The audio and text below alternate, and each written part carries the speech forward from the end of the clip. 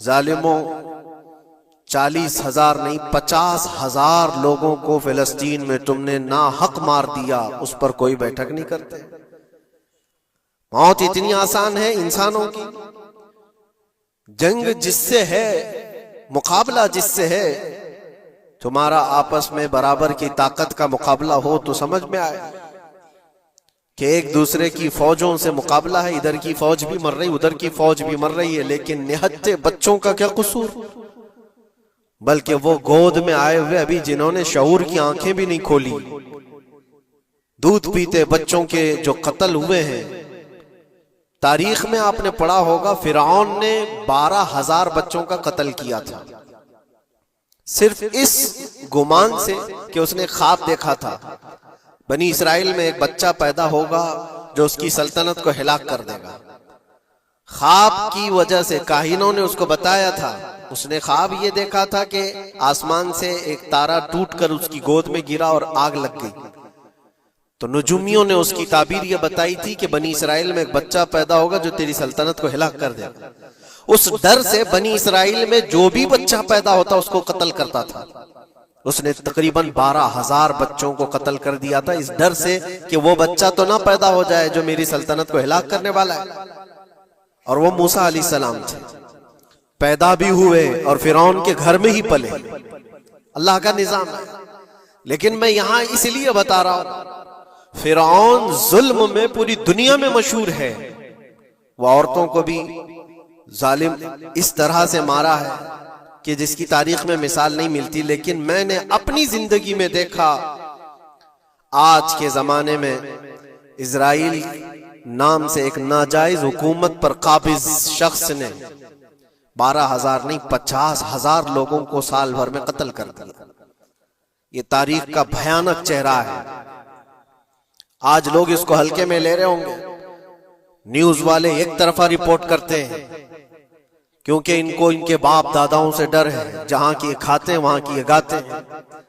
लेकिन बाद को ये सच्चाइयां जनरेशन में मुंतकिल होती रहेंगी। कभी तो आएगा कोई इंसाफ की नजर रखने वाला। और इंसानियत का कत्ल कितना बड़ा कत्ल है। एक शहर के 50,000 लोगों को कत्ल कर देना, और ऐसे कि वहां की इमारतें पूरे राख के मलबे में चली गई। सदियां लग जाती एक शहर को बसने में, एक घर को बनाने में आदमी की अपनी जिंदगी गुजर जाती है। क्या क्या अरमानों से घर बनाते हैं, लेकिन एक पल में किसी का घर उजाड़ दिया, उसके सामने तड़पते हुए उसके बाप की लाश हो, मां की लाश हो। वो तस्वीरें क्या आपने नहीं देखी कि एक बाप छोटी सी बेटी को लेकर के दौड़ रहा है तो उसका बेटा अलग पैर और हाथ जले हुए बम से तड़प रहा है। वो किसके दर्द को देखे। यहां तक कि मैंने देखा कि बेटी को बाप ये नसीहत कर रहा है, थोड़ा और सब्र कर ले बेटा, शहादत मिलने वाली है। कौन करता है मौत से पहले अपने बच्चे को इतनी तलकीन कर दे। हालात ऐसे। दूसरे एक कि वहां पर खाने पीने की ऐड कोई जा नहीं सकती, उस पर पाबंदी। दवाइयां ना जाए, उस पर पाबंदी। दुनिया का कोई कानून इस चीज को जायज ठहराता है? मुझे बताओ, आतंकवाद का राग अलापने वाले इन बातों को क्या कहेंगे? इंसानियत अगर कहीं है तो उसका तस्वुर तो करो। किसी के फंडामेंटल राइट्स होते हैं, बेसिक राइट्स होते हैं, खाना पीना, ये उसका इंसानी हक है। दुश्मनी तुमसे जिनकी है उनके साथ मुकाबला करो, आम शहरियों के साथ नहीं। मुखबिर सादिक रसूल अकरम सल्लल्लाहु तआला अलैहि वसल्लम की तालीमात देखो। जिहाद को लेकर जो प्रोपेगेंडा तुम फैलाते हो और हर चीज को जिहाद का लफ्ज दे करके एक ऐसा नैरेटिव क्रिएट करते हो कि लोगों के दिमाग में एक प्रोपेगेंडा फैल जाए। आओ मैं तुम्हें सुनाता हूँ, रसूल पाक सल्लल्लाहु तआला अलैहि वसल्लम जब सहाबा जिहाद में जाते तो उनको किन बातों की तलकीन करते थे। सबसे पहले मुजाहिदीन सहाबा से कहते, जिस जगह तुम जा रहे हो मुकाबला तुम्हारा जिनके साथ है उन्हीं से मुकाबला करना। जो तुम्हारे खिलाफ तलवार उठाए उसके खिलाफ तुम तलवार उठाओ। और रास्तों पर बैठे हुए बूढ़ों को हाथ ना लगाना, किसी औरत के साथ छेड़छाड़ ना हो। हामला औरतें अगर कैद में आ जाएं तो उन्हें छोड़ देना। ये हुजूर पाक सल्लल्लाहु अलैहि वसल्लम की तालीमात है। हत्ता के रसूल करीम सल्लल्लाहु अलैहि वसल्लम ने फरमाया, जिस शहर में तुम्हारा गलबा हो जाए, तुम गालिब आ गए वहां की फौज पर, तो वहां के रहने वालों के बच्चों को ना जुल्म करना, उनको ना पकड़ना। फिर तालीमात में ये है, वो चाहे जिस मजहब के भी लोग हैं, उनके माबदों को, उनकी इबादत गाहों को खत्म नहीं करना, उनकी इबादत गाहों को तोड़ फोड़ ना करना जिस शहर में तुम जा रहे हो।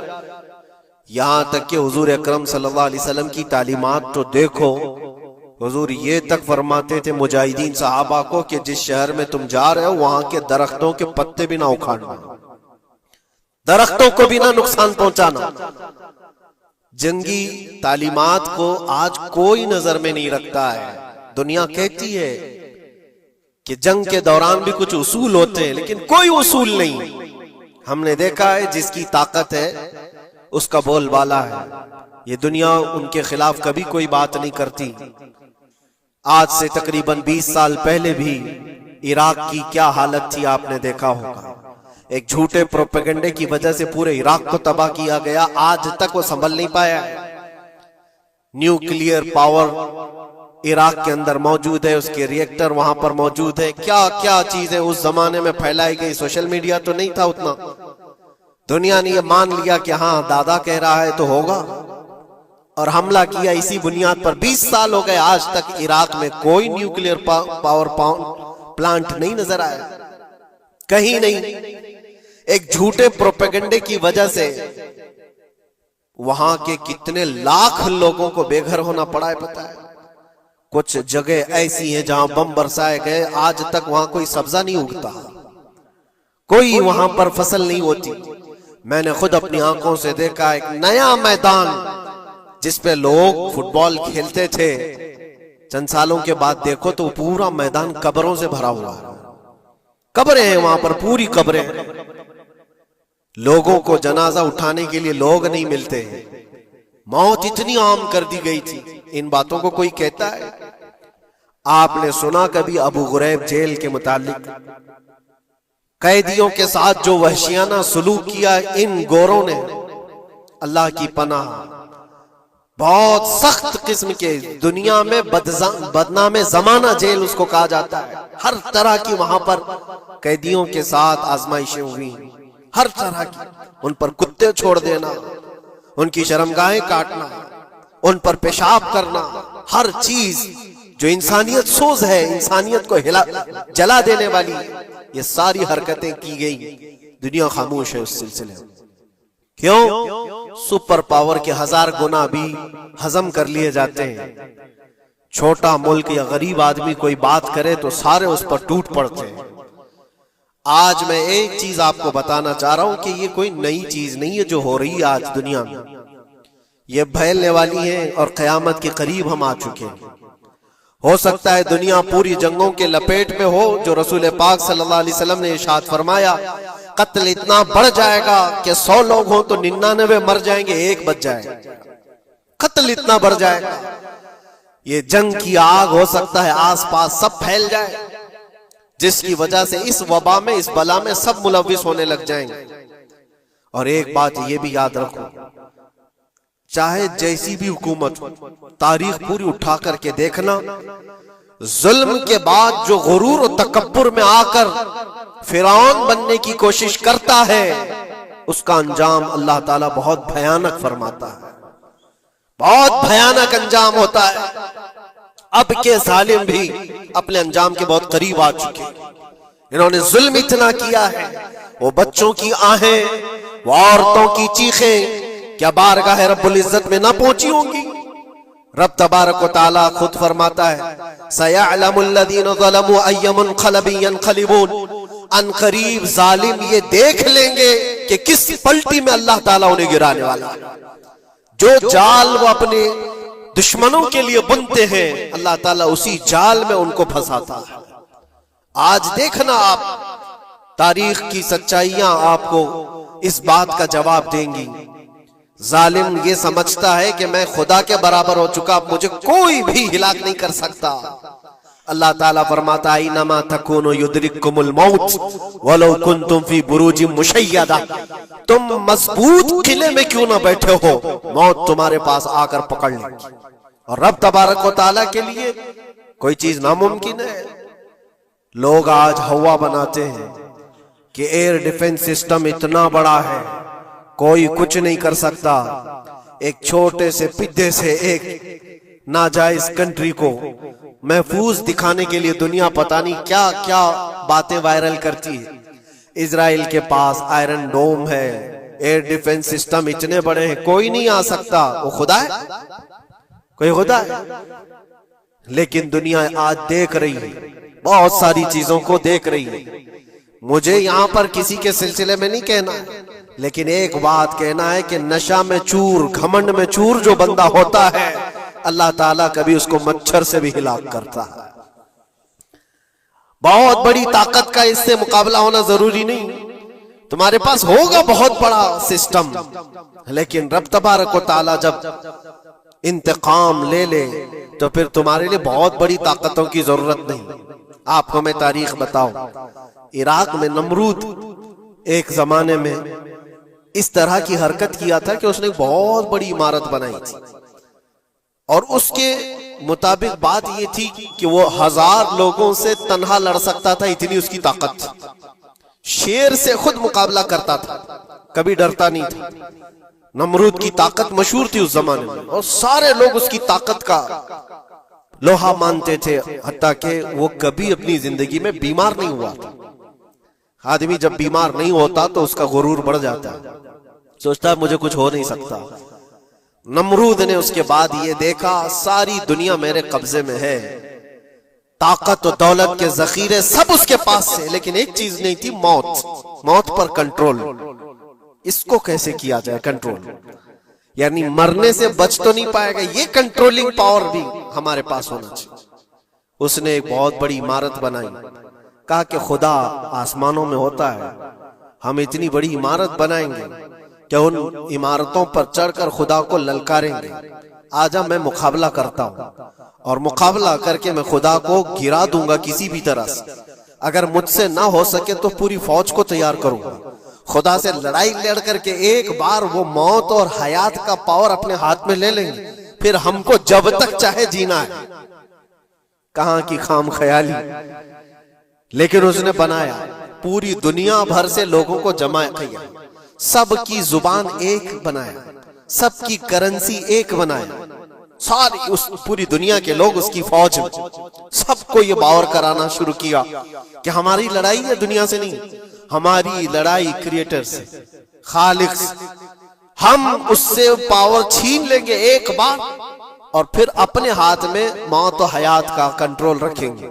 जिसको जितनी लंबी उम्र चाहिए मैं दूंगा, जिसको जब तक जीना है मैं दूंगा, अजल तक, अजल से लेकर अबद तक। ये सारे ख्यालात उसके थे, और उसने जमा किया, इमारत भी बनाया, फौज भी तैयार किया। क्या रब तबारक व तआला ये नहीं देख रहा था? उसकी तैयारी, उसका जमा करना, उसकी इमारत बनाना, बहुत दिनों तक ये सब काम चलता रहा। रब तबारक व तआला किसी से गाफिल नहीं, दिलों में गुजरने वाले हालात से भी बेखबर नहीं, लेकिन बंदे को रब तबारक व तआला ढील देता है। कुरान में रब ताला फरमाता है, वला यहसबन्नल्लज़ीना कफरू अन्नमा नुमली लहुम खैरुल लिअन्फुसिहिम इन्नमा नुमली लहुम लियज़दादू इस्मा। काफिर जो उनको ढील मिली है, ये न समझें कि हमने जो उनको छोड़ रखा है उनके लिए बेहतर है, बल्कि इसलिए हम छोड़ रखे हैं कि वो और ज्यादा करें, और ज्यादा करें। लियज़दादू इस्मा वलहुम अज़ाबुम मुहीन, फिर हम जिल्लत वाला अजाब उन्हें देने वाले हैं। ये मत समझ लो कि रब तबारक व तआला इन सब चीजों से बेखबर है। नमरूद इतना सब करता रहा, अल्लाह ने उसको छोड़ रखा। बना ले, लंबी इमारत बना, फौज भी बना ली, सारी चीजें बना लिया। मुकाबले के लिए उसने दिन भी तय कर लिया।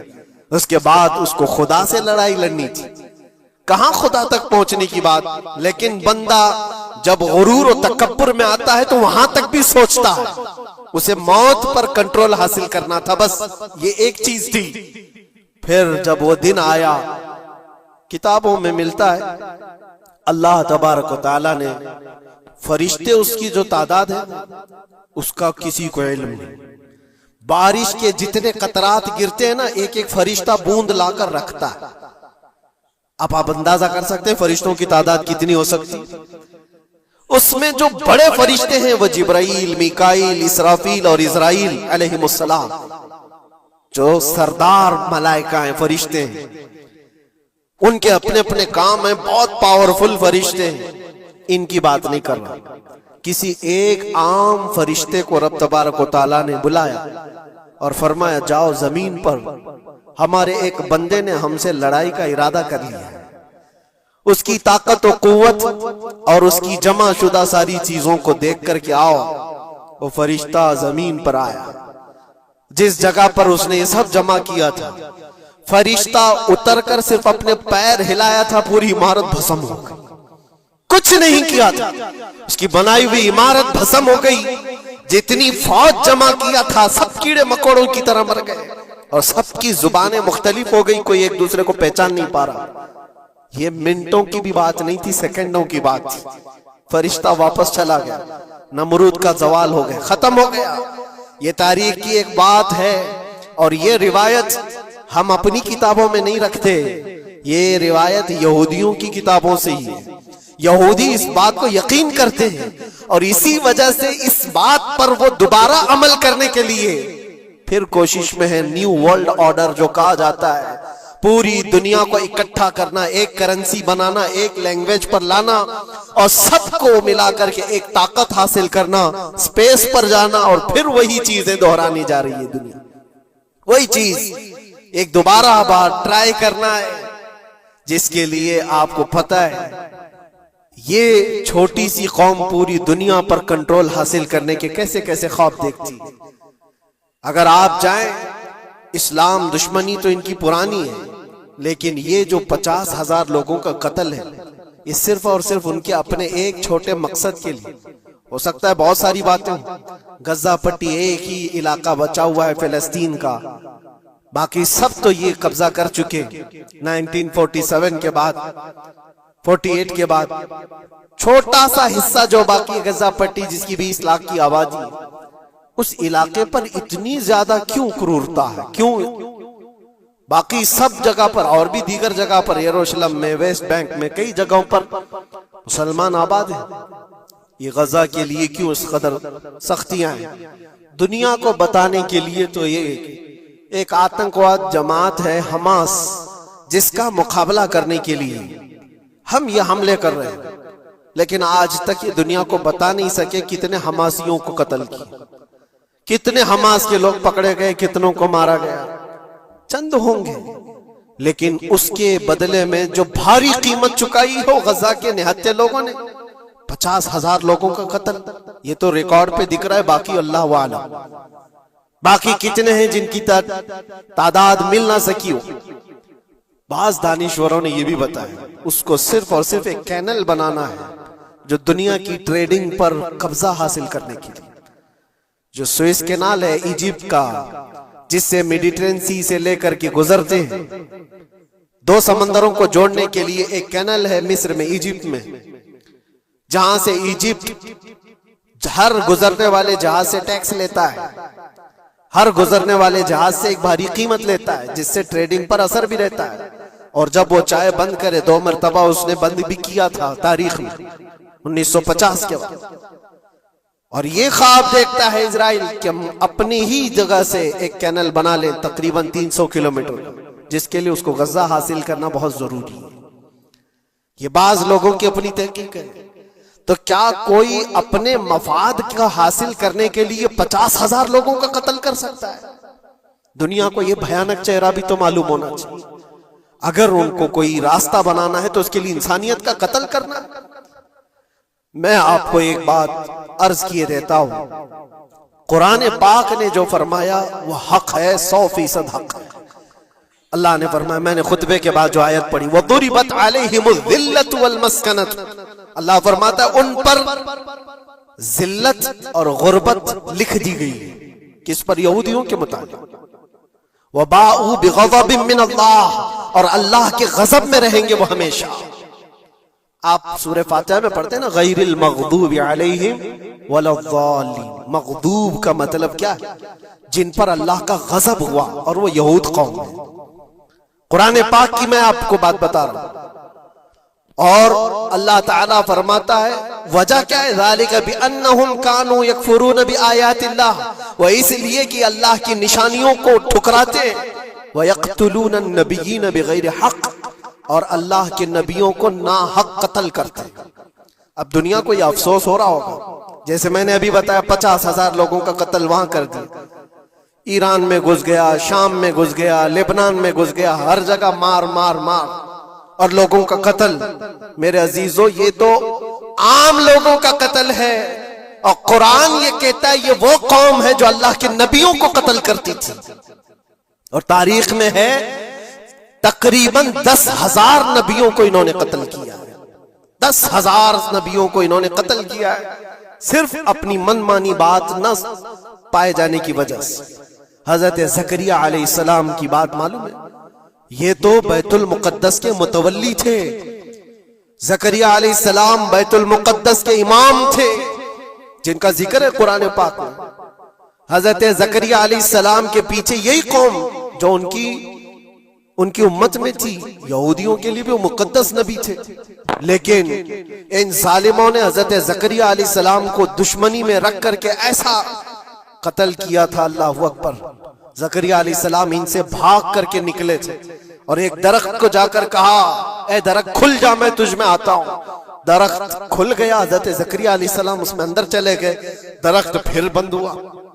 तारीख में मौजूद है, इब्लीस लाइन ने, शैतान मरदूद ने यहूदियों को रास्ता भी बताया और दरख्त भी बताया कि इसके अंदर ज़करिया छुपे हुए, इसके अंदर ज़करिया है।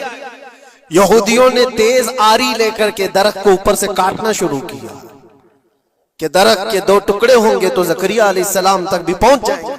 उन्होंने आरी से काटते काटते काटते उनके सर तक पहुंचा दिया।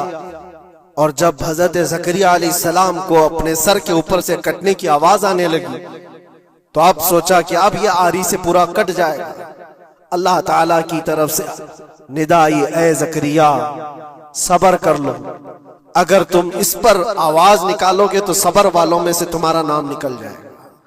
यहां तक के तारीख में है वो यहूदियों ने आरी से काटते काटते हजरत ज़करिया अलैहिस्सलाम के सर को चीर दिया और जिस्म के 2 टुकड़े हो गए।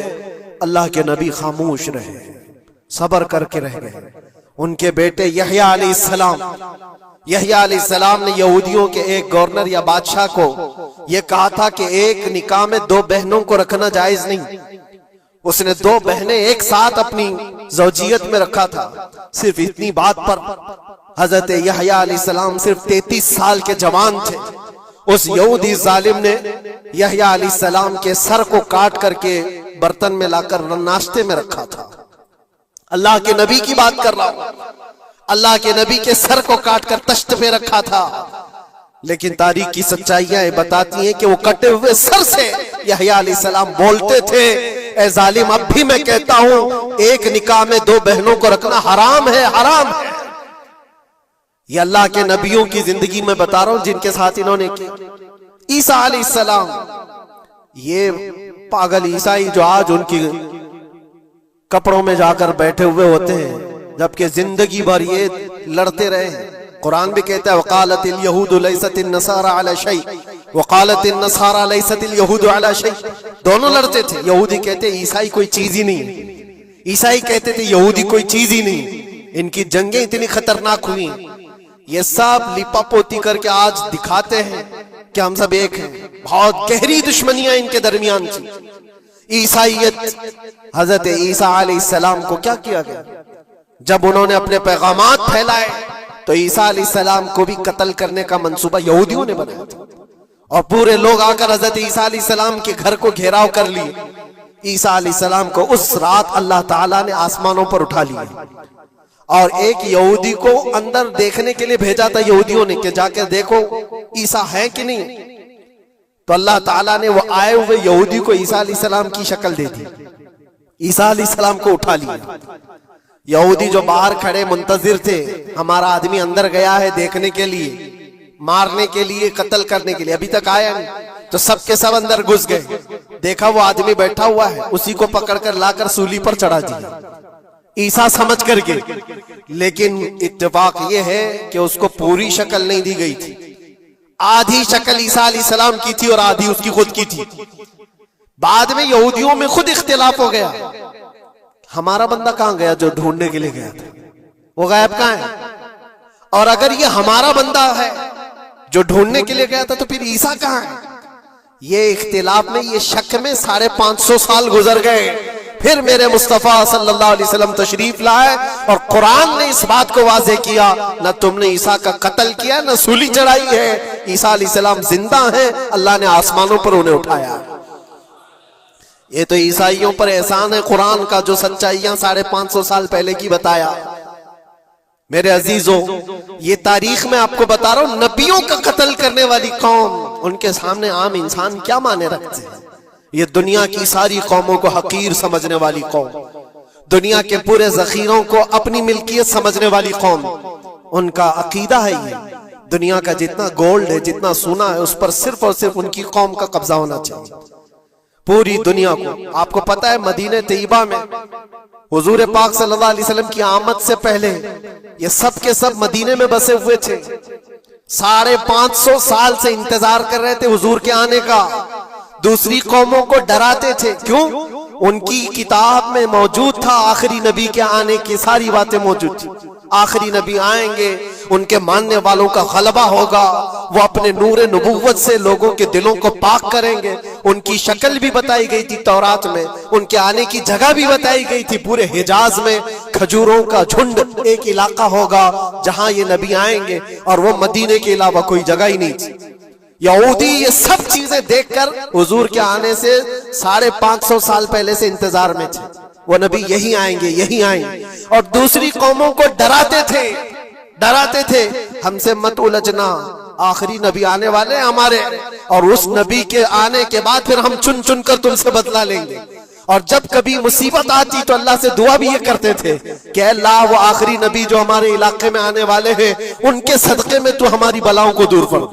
ये वो कौम है जो हुजूर आखिरुन नबीयीन सल्लल्लाहु अलैहि वसल्लम के इंतजार में वक्त काट रही थी। लेकिन हुआ ये, उनका अकीदा ये था कि आखिरी नबी तो बनी इसराइल में ही पैदा होंगे, हमारे खानदान में पैदा होंगे। इन्होंने ठेका ले रखा है आखिरी नबी कहां पैदा होंगे ये फैसला करेंगे। अल्लाह तबारक व तआला ने आखिरी नबी हमारे आका सल्लल्लाहु अलैहि वसल्लम को बनी इसराइल में नहीं, बनी इस्माइल में पैदा किया, इस्माइल अलैहिस्सलाम के औलाद में पैदा किया। और ये इस्माइल अलैहिस्सलाम की औलाद पूरे अरब में आबाद थी। अरब में पूरी आबादी इस्माइल अलैहिस्सलाम की थी। मक्का को आबाद किसने किया? इस्माइल अलैहिस्सलाम। इस्माइल अलैहिस्सलाम की औलाद पूरे मक्का में, आसपास सब इलाकों में आबाद, सारी जितने भी नस्ब है वो इस्माइल अलैहिस्सलाम तक पहुंचते हैं, अरब वालों के। और ये यहूदी बनी इसराइल है, यानी याकूब अलैहिस्सलाम की औलाद।